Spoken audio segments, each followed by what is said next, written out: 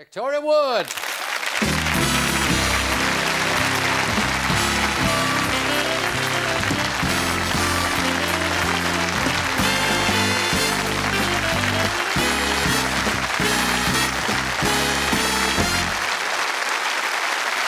Victoria, I don't know whether you drink, but something there if you feel, you know. I was just watching the video, I've seen you on stage, and one thing which is wonderful, you just seem to get so much fun out of the ordinary, trivial things, humdrum life. You take it and get the fun out of it, like kids. Kids, yeah. Kids. Are they a prime subject? Well, I suppose they are. I suppose you dwell on the things that are stressful. Like, one of my worst things is having to get my children ready for school with all their right things by a certain time in the morning. I call this like the 10 to 9 factor. Like, because up until 10 to 9, you're laughing, joking, kissing, best mummy in the world. You look at the clock. It's 10 to 9! Come on, get your coat on, get your shoes. Come on.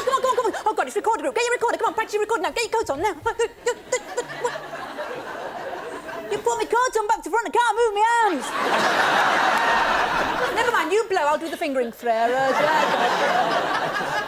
And another thing nobody ever warns you about, the stress of having children, is you have to do their hair, right? You have to give them hairstyles. I mean, I had to fill in a form the other day and it said, what have you discovered about yourself since becoming a mother? And I had to put that I'm crap at plaits. This is terrible moment when your child looks up at you with a little trusting face and says, Mummy, I want a French plait. I'm going, are you sure? Anything else you'd rather have, like drugs? I'm reduced to taking her to the doctors and saying she's got a rash on her head. I can't see anything. No, do a French plait, you know.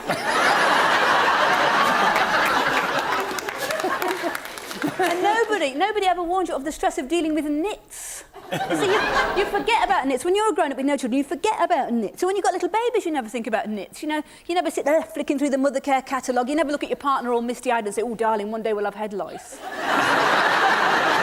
once you've got them, you go knit mad. You're on the knit patrol. You're looking at the backs of people's necks in the post office. If I'm right, I think you used to live somewhere near the Lake District, I know, and now it's trendy. You're in a kind of a fashionable part of London. Very. Is it that different lifestyles? I mean, you still see the funny things? It's very posh where I live. You're kind of a satellite dish unless it's Wedgwood.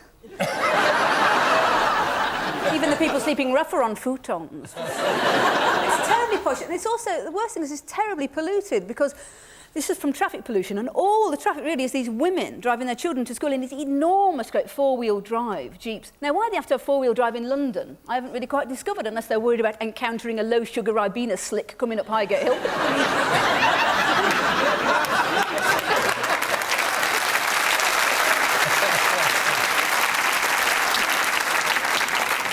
But they all drive these enormous four-wheel drive, big tanks, you know, great bars on the front to repel rhinoceroses and machine guns mounted on the roof, mooses' heads dangling off the spare wheel. This is all to deliver one spindly child to the fluffy bunny Montessori nursery half a mile up the road.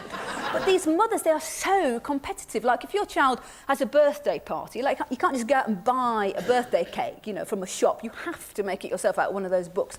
When I was at it myself about 3 weeks ago, I was up till 3:45 in the morning, frigging about with licorice bootlaces. Trying to do Thomas the Tank Engine. You feel like phoning them up, the people who write these books. I felt like phoning her up, Jane Asher. Was this your idea? A shunting yard made of sponge fingers?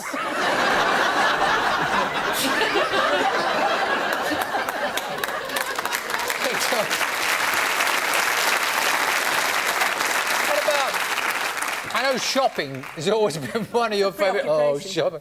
I mean, I can't ever pass Benetton's store without seeing you wanting to fluff up all the sweaters, you know. To unfold things. Yeah. Shopping is not something you enjoy, is it? Well, I find the parking stressful. In a supermarket, you know, you think, well, where am I supposed to park now? You know, because all designated spaces for people in wheelchairs, spaces for people on crutches, spaces for people with children, spaces for people with no children, spaces for people who want to conceive children, great long spaces. And I think, well, do I need a trolley? Do I need a basket? Because there are hundreds of different baskets now. Baskets fit on your wheelchair, baskets fit on your walking frame, talking baskets for if you're blind, listening baskets for if you're lonely. Hundreds of different trolleys, all with the different baby seats. Seats for weenie babies, bigger babies, huge obnoxious babies with earrings and hairband and bracelets. Twin babies, tiny baby, big child, big baby, tiny child, toddler's trolley. That's a sort of mesh cage with electrified fence. Get in there.